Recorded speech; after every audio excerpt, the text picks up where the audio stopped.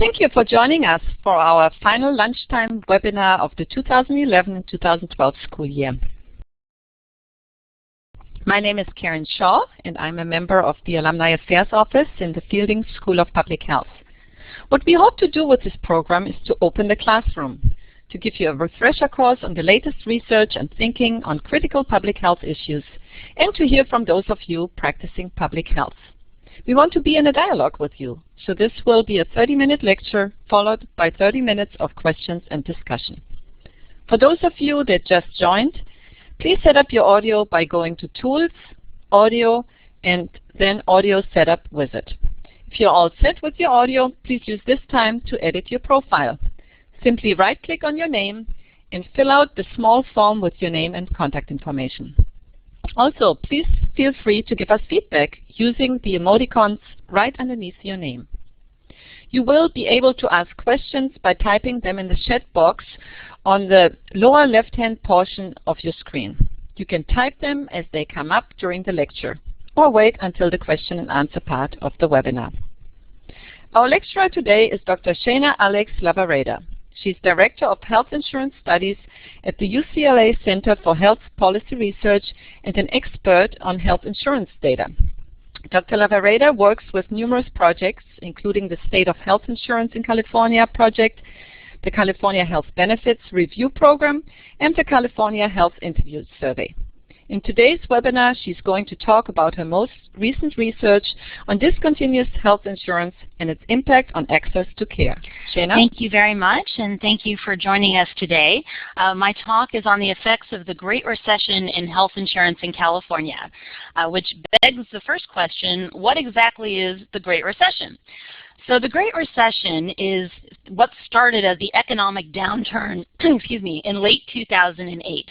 And it's a little hard to remember now, but in 2007 and 2008, the unemployment rate in California was only 5.5%.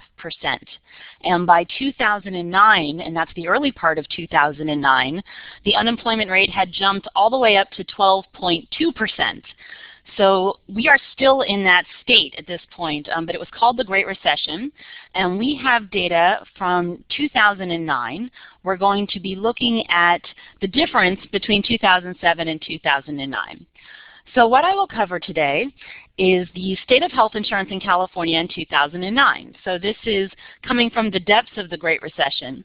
And I would like to point out that we are kind of still in those depths, but the 2009 survey is our most recent data available. The 2011 survey will be available probably early next year. But right now we're looking at 2009, and nearly 50,000 households were surveyed in our California Health Interview Survey. We have been doing this survey every 2 years since 2001, actually. So we're going to be looking at trends over the entire past decade. And we'll talk about how did this big jump in unemployment affect health insurance.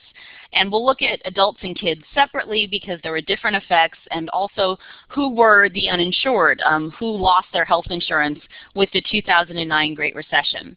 Now I'd like to point out also that the data in this section all comes from a report that we put out in February, and it's called the State of Health Insurance in California. You can find it on our center's website and download it for free. The report is about 100 pages long, and I'm only presenting a small part of it, giving you a taste of what's in the report that specifically talks about this topic, but we go more in depth on racial and ethnicity questions, more on private coverage, public coverage, and also the effects of being uninsured and the changes, the disparities in coverage for that. So I would very much encourage everyone who hasn't looked at it yet to go in and download that report.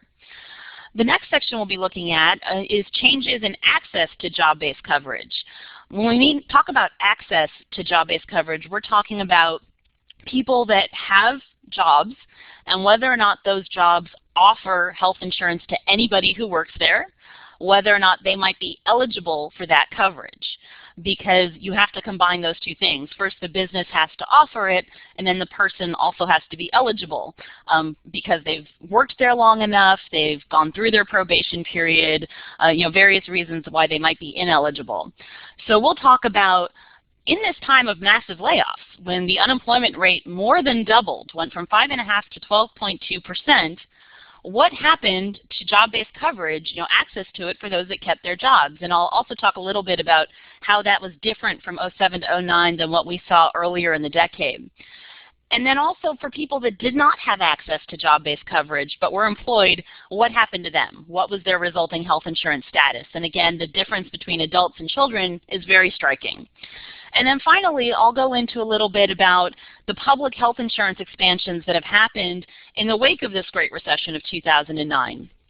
And of course, the big one that everybody knows about is the Affordable Care Act, and I'll certainly be talking about that. But we also saw public health insurance expansions a little bit earlier than the Affordable Care Act. We saw the COBRA subsidy, which was a direct result of the unemployment rate jumping. This was the federal government trying to make COBRA coverage more affordable for people that have lost their jobs. And also the renewal of the CHIP program, which came up when the Obama administration first came into office. So I'll be talking about those as well. So moving on to the state of health insurance in California. So this is a pie chart of what health insurance in California looks like when you divide it up section by section in 2009. And because it's a pie chart, we don't have any overlap here. There are some people who are in between categories, but it's hierarchical where we pulled out Medi-Cal and healthy families and then job-based coverage. This is also, I should say, only for people who are non-elderly, ages 0 to 64. So there's very few Medicare people in here. We focus on the non-elderly throughout this section because when we really are talking about the uninsured, in that population, it's really the non-elderly that we care about. Medicare covers the elderly very effectively. So you can see that job-based coverage was 52%, with 17 million people. The uninsured, people who are uninsured all or part of the year in 2009, jumped to over 7 million people in California. And in 2007, it was 6.4 million. That really was a very big jump that was directly attributable to the drop in job-based coverage. I'll show you those trends in just a moment. But just to give you an idea of how these pieces fit together, you can see that only about 6%, this number right here, 5.7%, had this individually purchased all year, this non-group coverage. So those are people who can't get coverage through their job. They don't get Medi-Cal or healthy families because they're not qualified for it, probably because their incomes are slightly too high, and then they try and go out and buy it themselves. It's a very small percentage because trying to buy it yourself is very expensive. You don't get the subsidies that you get through jobs where employers pay for most of the coverage, and you don't get Medi-Cal or healthy families is very low cost as well. Here it's very expensive, and also the insurers can choose whether or not they want to cover somebody who applies for coverage, and they make those decisions based on pre-existing conditions. So if you have some kind of illness or illness in your past, even if you're not currently sick, they might find something in your past medical records, you can be rejected for coverage at all, at any cost. So that's two big reasons why this number is so small. And then you see these other all year are people who have other kinds of public coverage. There might be there are some Medicare people in here under 64 even. So this is the overall look. So now let's look at the trend over time. So this is, you see, pulled directly from the report. And here it's 2001 to 2009. And so these numbers here correspond to that pie chart that we were just looking at. So these are the same numbers. And the ones with asterisks are the ones that are significantly different than 2007. And you can see there was quite a bit of movement from 2007 to 2009 for job-based coverage, that this drop here was significant, and it was very different than the trend that we've been seeing over the rest of the decade. Job-based coverage in 2001 did take a hit from '01 to '03. There was a recession early on, but then was recovering. So this middle part of the decade was a period of recovery, but then took another hit and ended up at the lowest level that it was all decade for non-elderly people. And then this number here is the uninsured, and this number crept back up. So public coverage, which made a big jump here in the early part of the decade, had been able to kind of supplement and keep the uninsured number down, but by the time we get to 2009, it did have another big jump because of corresponding to this big drop here in job-based coverage. So looking at the differences though between adults and kids, so this chart here is only children, ages 0 to 18, and you can see the uninsured number is all the way down here. at 9.8%, much lower, with the biggest drop coming in the early part of the decade because of this big increase in public coverage. So from '07 to '09, kids did have this big job-based coverage drop, and that's to be expected when their parents lost their health insurance. But the kids had an increase in public coverage, and that is because the eligibility criteria for children ages 0 to 18 is based on a more generous household income level than it is for their parents. So it's entirely possible that you have a family where under the income levels, the kids would be eligible for public coverage, but their parents might not be. And that's one of the reasons why kids have this very high rate of public coverage and low uninsured. And then when we look at their parents, you see the opposite, where the rates for parents coverage is much lower. This is all adults. So also childless adults are included here, and they're not eligible for Medi-Cal at all, which is another reason why this number here is so low. And then their and then their public coverage rates, go higher right here. So I'm sorry, this is the uninsured rate right here. So this is the public coverage down here, where it's a low rate, and this is the uninsured rate right here, where you can see that the uninsured rate had this big jump among adults, and the job-based coverage rate had a big drop. And this drop is even bigger than the one that we saw for children, and it certainly took job-based coverage to the lowest rate in a decade for adults. So you can see that there are big differences in the way that children's coverage was able to respond to this Great Recession increase in unemployment compared to adults, and that it was tied to the eligibility levels for public coverage. So now let's look at the different counties in California and how those are varying by where you live. The uninsured rate is very different. So you see here in Southern California a lot of dark blue, and dark blue is the highest rate. The highest rate here being, you can see, 23 to 30%. That's almost 1 in 3 people ages 0 to 64 uninsured in the Inland Empire and Los Angeles areas. I will say that when I've talked about this out with people in the Inland Empire and told them these numbers, thinking that 1 in 3 is shockingly high, they tell me that in their experience it seems like we might even be undercounting a little. Even though the California Health Interview Survey does do all of its survey by phone, including a cell phone component for people that are cell phone only households, and we do feel we get a very good citizenship range, and we also weight the population so that it matches our census figures. Still, they maintain that we seem to be undercounting the undocumented population out in the Inland Empire, and that if you include that, they're thinking that their population might even be as high as 50% uninsured.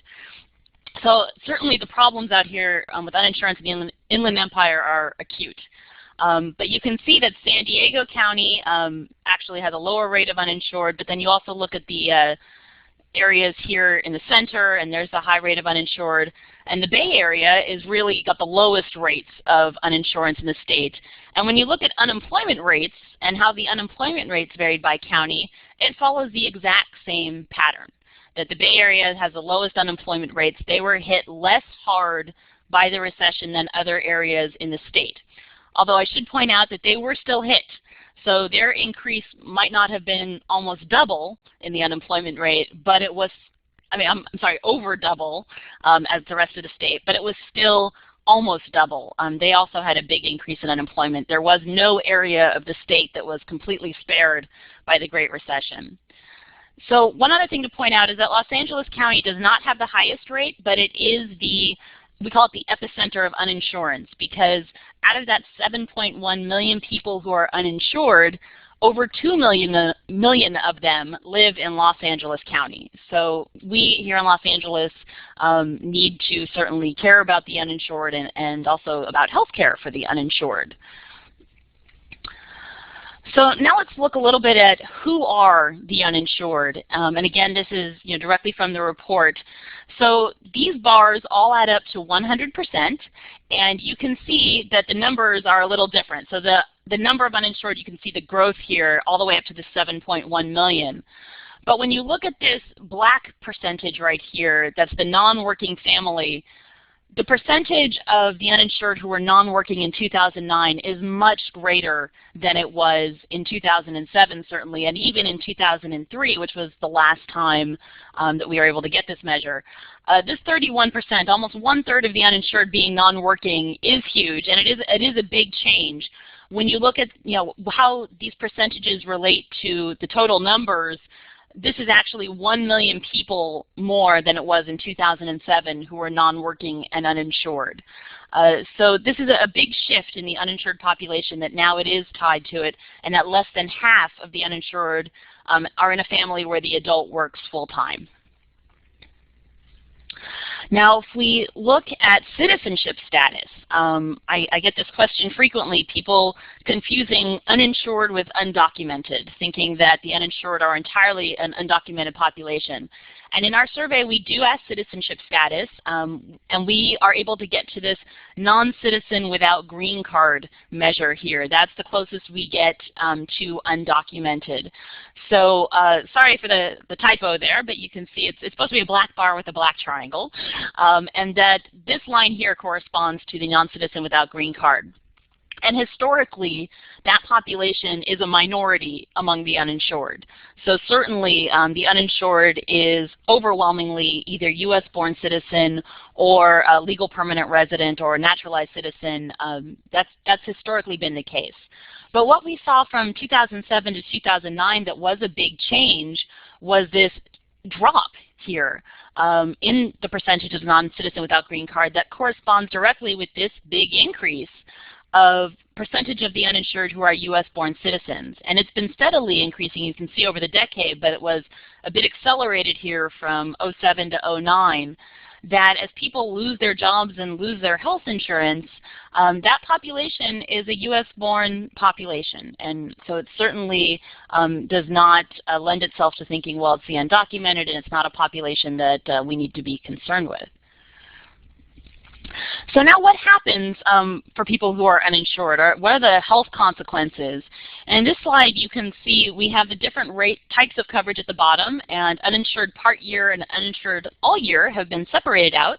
So the part year would be people who lost their jobs during the 12 months before the survey, and it would certainly include those people who lost their jobs because of the Great Recession. So this uninsured all year are kind of the chronically uninsured, and so if we interviewed them in 2009, they had been uninsured for the entirety since 12 months before in 2008. This group are the people who really lost their coverage during the Great Recession. And you can see that this is also the group that has the highest rate of having to delay getting necessary care because of cost or lack of insurance, that they were not able to get care that they needed.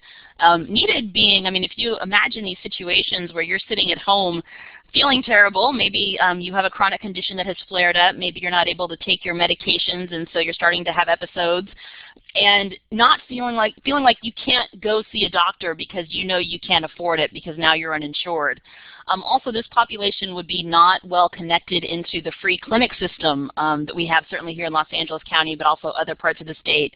And so not knowing where to go beyond perhaps the local emergency room, and knowing that that would be something you would be fully charged for, and you'd have no idea how much that would actually cost because it's not something that you can disclose ahead of time. So this group of people having to delay or forego their needed care seriously can have some serious health consequences, certainly. And now if you add into that the problem of having medical debt, so the difference here is that this slide shows people who actually have medical debt already, and then also compounded with that were uninsured. That population, almost half of them had to delay or forego care that they thought they needed, I'm sure for very good reasons. So the health consequences of that are very serious and is something that needs to be addressed. So let's move on and change gears a little bit here now to this article that we published here with myself and Libby Cabezas, and I'd like to mention Dr. E. Richard Brown, whose work the past slides were certainly based, and also was a co-author here on this article. And you can find this article again on our center's website. It'll link you to it. So in this article, we looked at how people were affected by the recession. And here you can see in 2007, this kind of flow chart here, where you have a total population of adults, and then adults and families with an employee, and then who had no access to coverage. So going down this flow chart here. And then in 2009, we have a similar flow chart. And you can see that these numbers here, 21% of adults having no access in 2009, and 21% of adults having no access in 2007 are actually very similar. And that was a big surprise to us, because when we had looked at this type of question earlier in the decade, we had found that people who kept their jobs, usually what happened was that employers would stop offering health insurance to their current employees so that they could allow people to keep their jobs. So we would start to see lower rates of access to care. We would expect this number to be higher, that maybe employers had kept some of their employees even though they had to cut their health insurance. So what was different about the Great Recession was that employers just cut jobs, that health insurance costs weren't something they felt they could save. And we saw this big boom in unemployment. But for the people who managed to keep their jobs, they actually had the same rate of access to job-based coverage. Now that wasn't necessarily true for every income level at every stage, but you can see the same patterns existing here. So these are odds ratios, which means that this number under the odds ratio corresponds to what are the odds that that person had no access to coverage compared to this reference group. And this is middle class and above. This is half of the population, 300% of the federal poverty level and above. And so for people who are lower than that, you can see as you go down the scale here, you get more poor, and these are the people that are under the poverty level. They're classified as poor, even though they are employees. Their wages, and the minimum wage certainly puts you at the poverty level, under the poverty level, that you are more and more likely to have no access to health insurance the lower your wages are. And that these odds ratios were even bigger in 2009 than they were in 2007. And so what that indicates to us is that the disparity between people of low income having access to health insurance compared to people of higher income having access to health insurance got worse from 2007 to 2009. So if you only look at that top line number of 21%, you're missing the bigger picture here, that there was still an income disparity, excuse me, and that it did get worse over time. I think this certainly contributed to the unrest that started occurring last year, as the situation has not gotten any better since then. And you can also see here that there was some firm size disparities too that remained consistent from 07 to 09, where small businesses are less likely to give their employees access to coverage. That's why these numbers are bigger. They have more odds of being having no access. It's a kind of a double negative there. But you can see those numbers here are similar, and that remained true from 07 to 09. So what happened to people who had no access to coverage? And when we say family coverage here, we mean either an adult being their own employee, having their own coverage, access to coverage, or their spouse's access to coverage. So that's what we mean with family coverage. And so what happened to those people? Well, the majority of adults in 2007, but then also in this is their own coverage and then family here, and then you can see the same pattern here for 2009. Two-thirds of them, nearly two-thirds of adults became uninsured. So if they had no access to job-based coverage, they just became uninsured. And contrast that with their children, who two-thirds of them were able to get Medi-Cal or Healthy Families, because they're living in households that are very low income, and they were able to be eligible under the more generous eligibility for children. So it's very stark that when job-based coverage fails to give people access to health care, that public coverage steps in, but really mostly for their children, due entirely to the eligibility numbers. And the uninsured rate among kids here is higher, though. You see it's twice as high as among the general population. It's 21%. So now let's move on. Now that we know what the picture was like in 2009, let's move on to talk a little bit about what was the response to that. What happened to health insurance, knowing that this is a situation that the bottom fell out of the market at the end of 2008. By early 2009, all over the country, we're facing unemployment rates that are considered astronomically high. The country's unemployment rate was over 9% at this point, and as I said, in California it was much worse. It was at 12.2%. So there were two coverage expansions that happened before the Affordable Care Act. That's what ACA stands for, Affordable Care Act. The official title is Patient Protection and Affordable Care Act of 2010. So if you ever see that, that's what it's called. But the ACA is kind of the common name for it. So the first thing that happened was the reauthorization of the Children's Health Insurance Program in February of 2009. And that was made necessary because the Bush administration had vetoed the reauthorization twice at the end of his term. And it was very surprising because George Bush had only used the veto in his entire 7 years prior twice. So he doubled his veto rate to veto the Children's Health Insurance Program twice. But he did, one of those vetoes was almost overturned by 2/3 of Congress. And when you think about that, that's really shocking, kind of thinking of the world we live in now, where it's very difficult to get those kind of majorities on anything. But health insurance for children was one of those things, and that's the reason why eligibility for kids is so much higher, because you can get this kind of bipartisan consensus. It only failed to overturn the veto by just a couple of votes in the Senate. The House actually did overturn the veto, so it was pretty incredible. So what happened was that Bush negotiated with the Congress then to, instead of keep butting heads and keep doing this over and over again, to punt the issue basically, to reauthorize the CHIP program on a very limited basis, just keeping it intact as it was until the new administration came in. Whoever that administration would be would have to deal with it. And so with the Obama administration in place, one of the first things they did was not only reauthorize the program, but expand it, which is what Congress had wanted. And it nearly doubled the CHIP eligibility, roughly 6 million children. ACA has kind of overshadowed that a little bit, but that was a huge expansion, and by itself would have been a very big deal if not national health care reform had been on the table. And then also in March of 2009, they started doing the COBRA subsidy.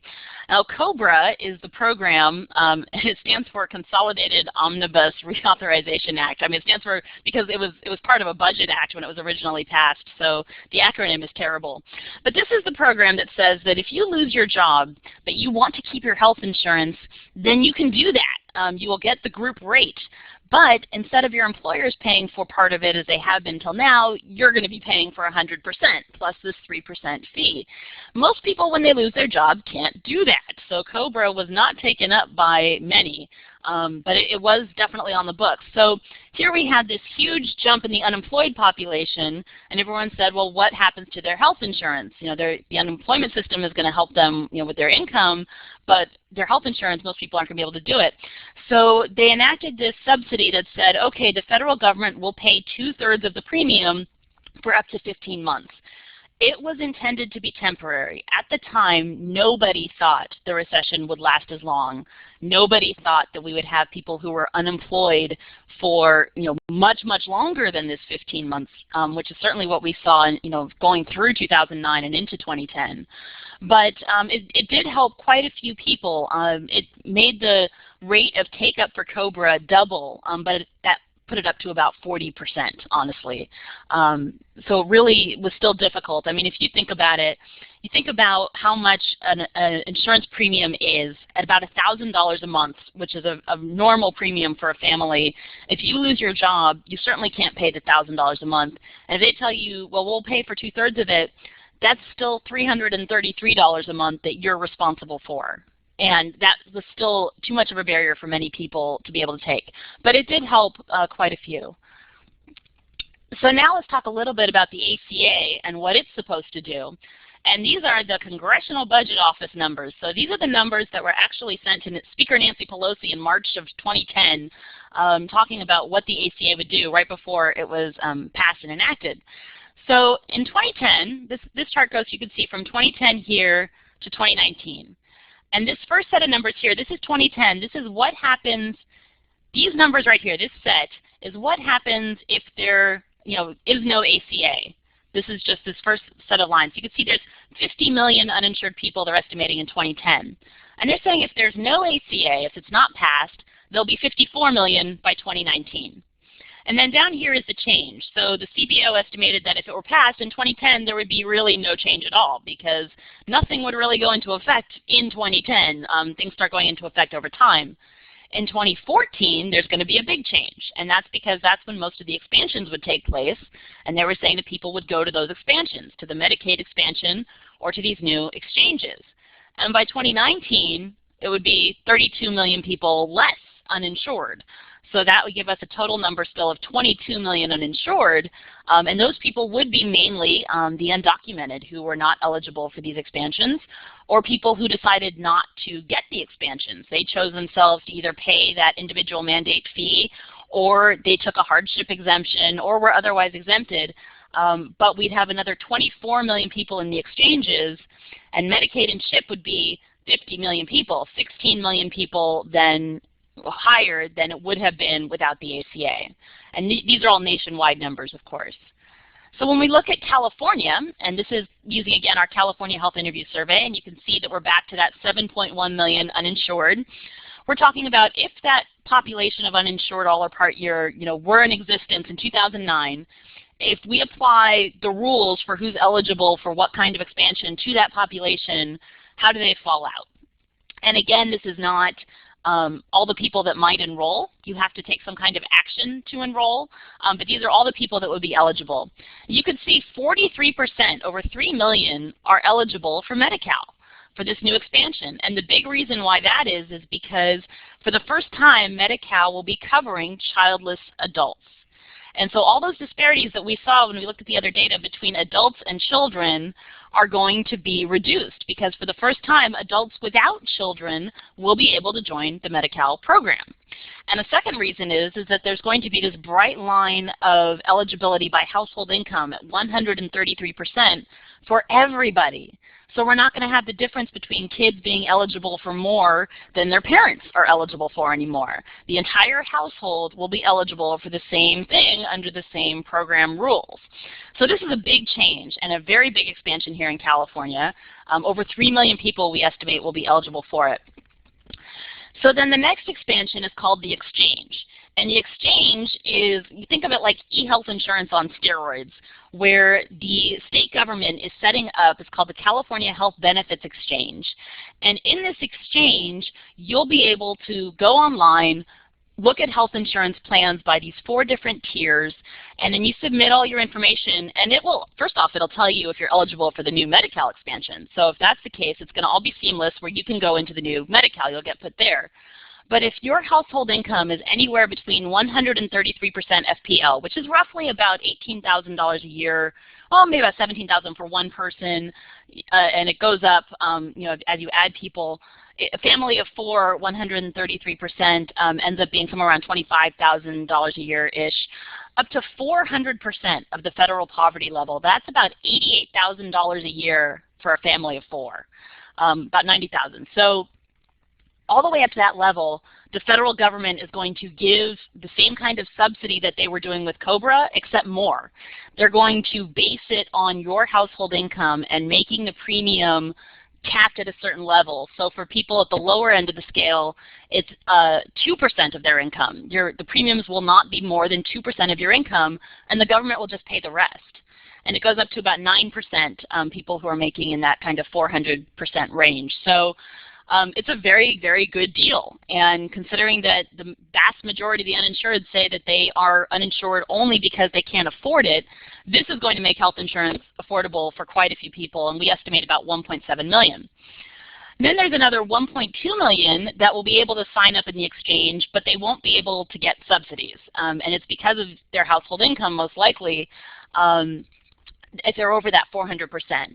So, for example, I've worked with some of the actors' unions here in Los Angeles, with SAG and AFTRA, and it's not uncommon to talk to those union members who might be working actors here in Los Angeles, maybe who are in their mid-50s, who make $100,000 a year.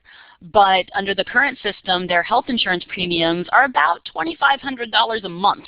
Not per year, per month, $2,500.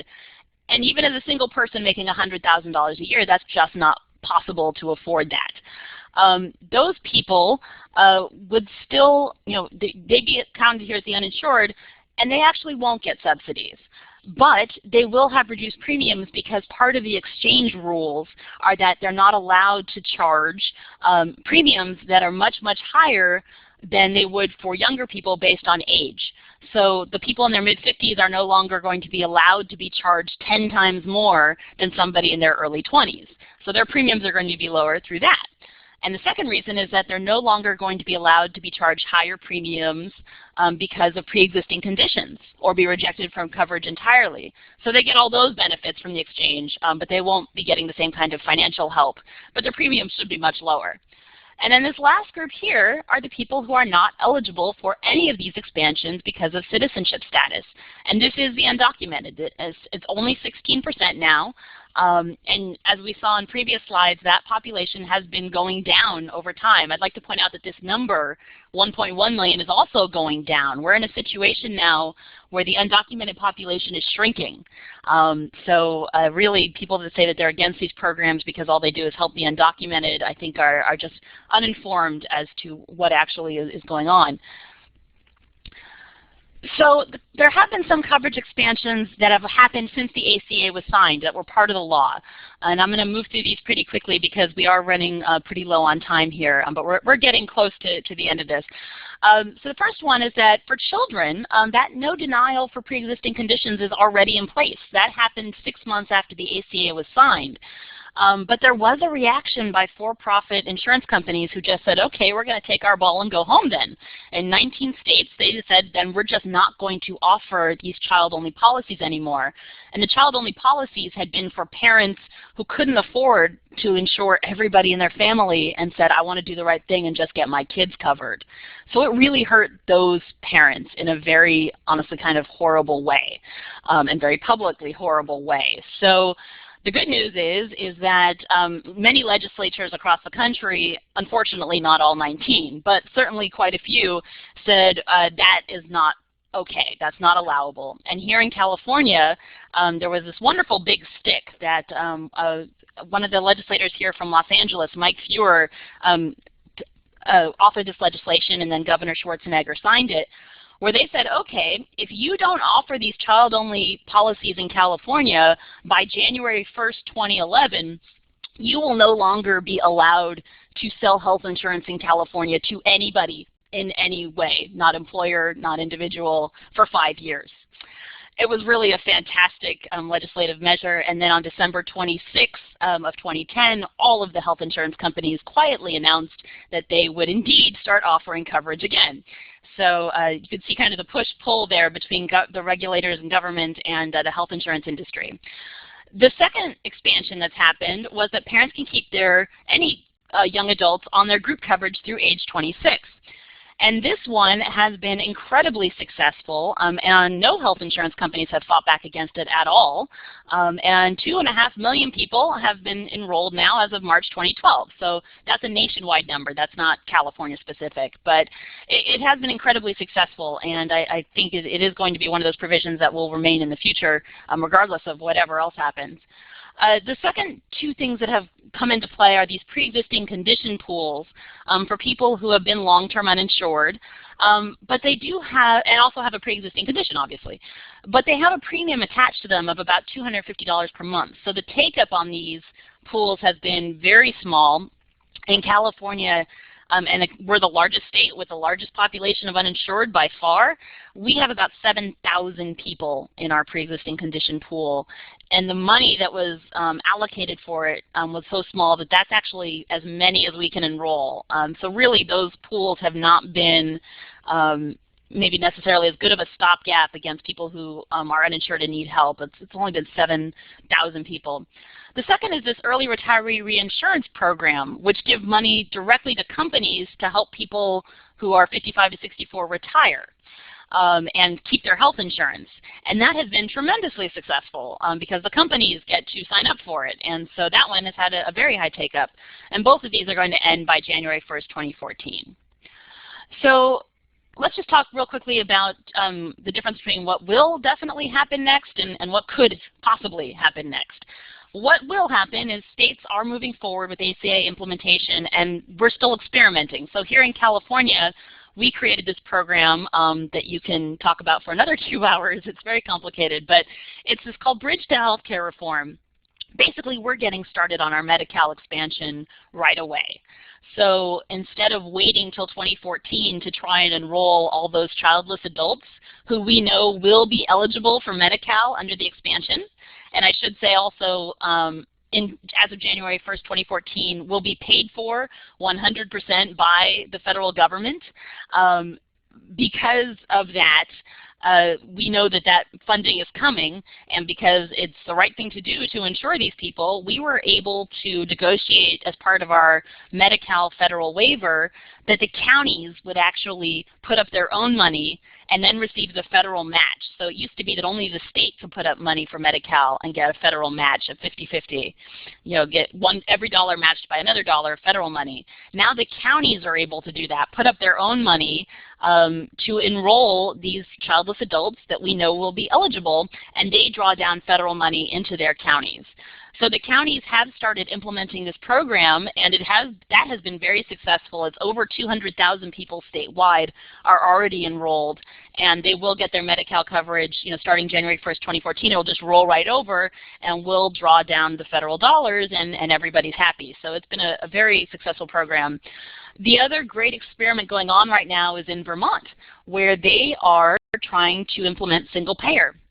They passed, and their governor signed, a law saying that we don't know how we're going to do it, but we're going to form a committee that will explore how to create single payer by 2017. So that's something that Vermont's going to be looking into. They are going to implement their Medicaid expansion and their exchange, and then fold those things into single payer. So the rest of the country is certainly going to be watching, you know, how Vermont does this exactly, and maybe it could be applicable to other places. And the other parts of the ACA that are health insurance related, are delivery system related. Those kind of things did start in 2010 and are already happening. There's already been millions of dollars handed out to community level grants, to affordable care organization, pilot programs, quality of care reforms. All of those things are already moving very swiftly along. I was just doing a talk in San Diego over the weekend with the Region 9 Director, Herb Schultz. He's the Region 9 Director for Health and Human Services, and he pointed out that San Diego County was unique in the country in that it got 3 grants for these. It got every single grant that has been offered. It's one of the accountable care organization pilots. It has a community level grant. It has this quality of care grant. And so really here in California, we are the places where these laboratories and experiments are happening, and we're bringing in those dollars. Those things are already paid for in the federal budget and are being implemented right now. The exchanges are also being implemented. Not every state has implemented that, and some that don't are actually going to be set up by the federal government. But I'll mention that in the next slide.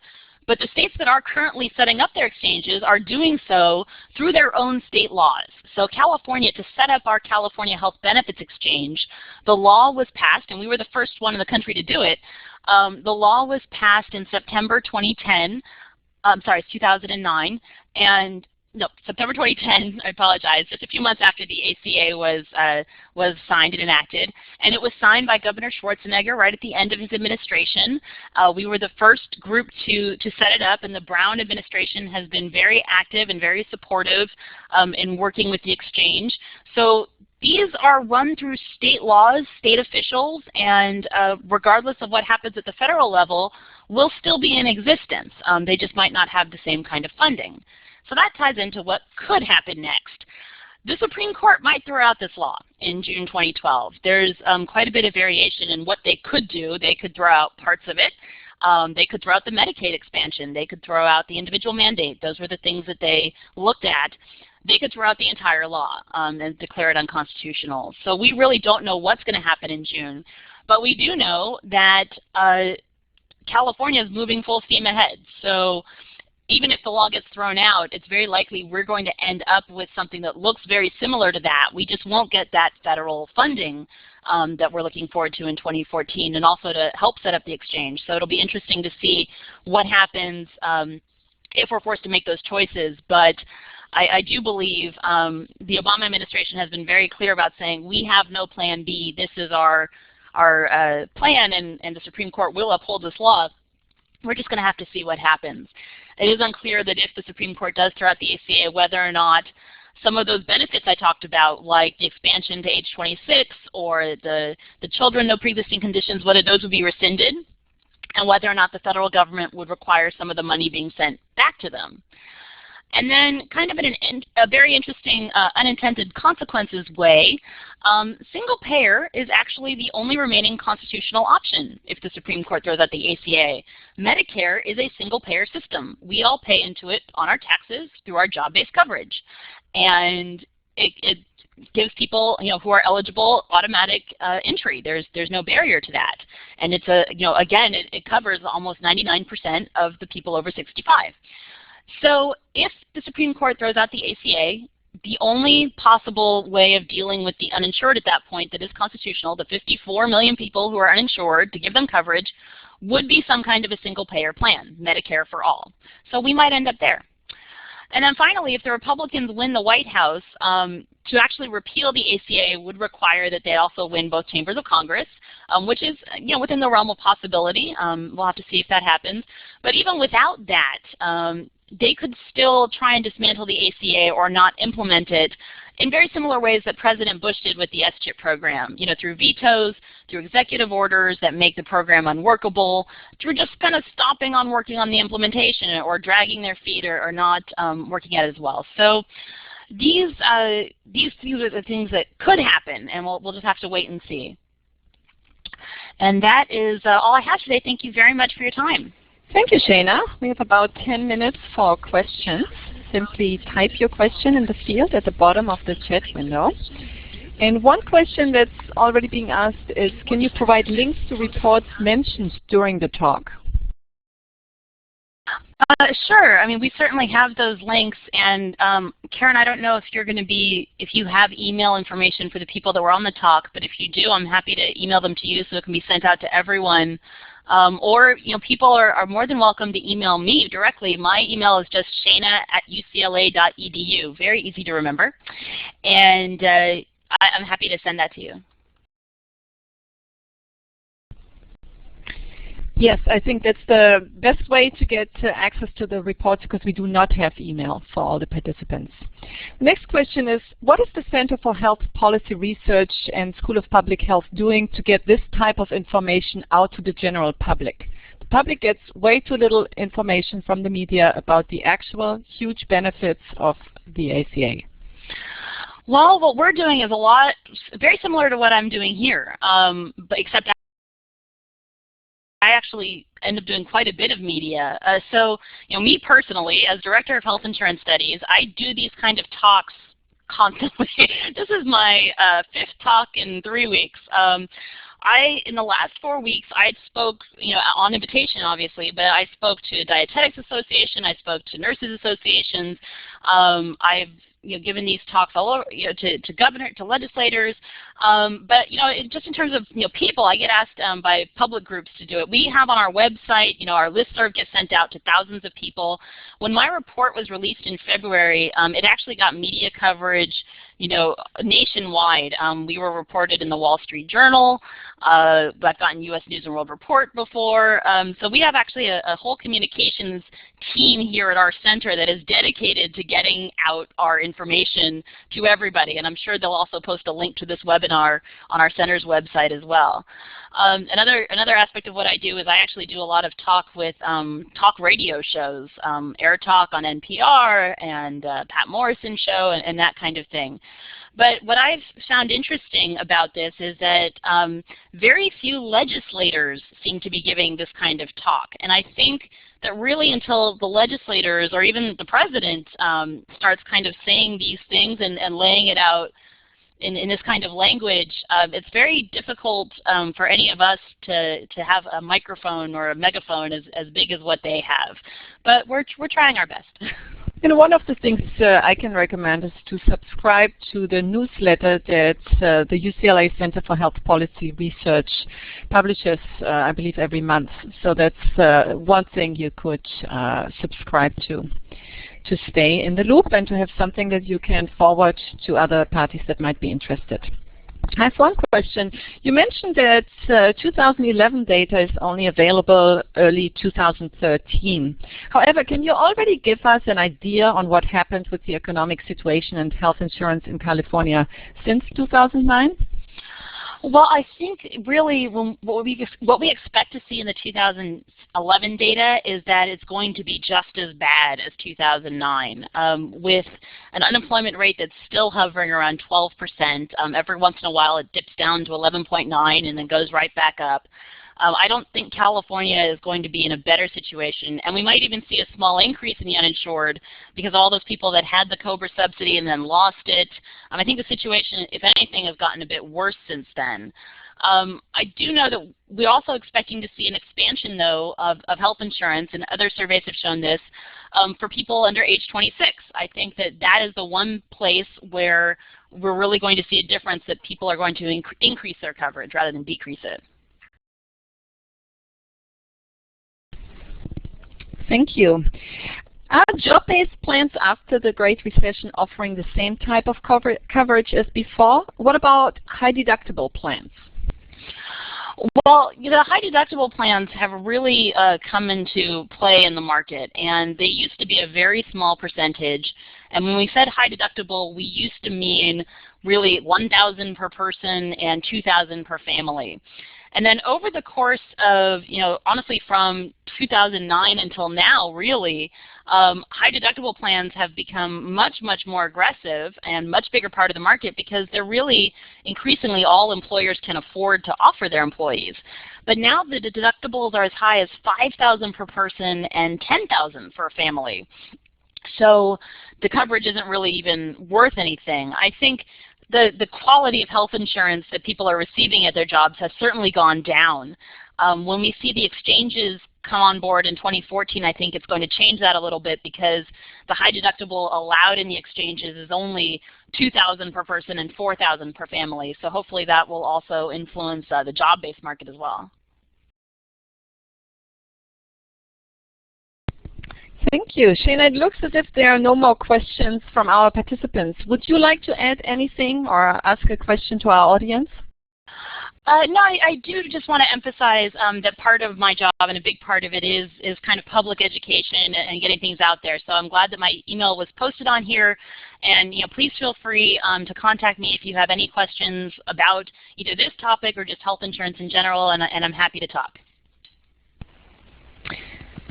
Thank you so much, and thank you to all of you for participating. We will continue the conversation in September, and we're also putting up on this slide the link to where you can see or listen to our recordings, and this allows you to listen to the different ones we've already had throughout the school year. And we hope you can join us again in September. Thank you very much.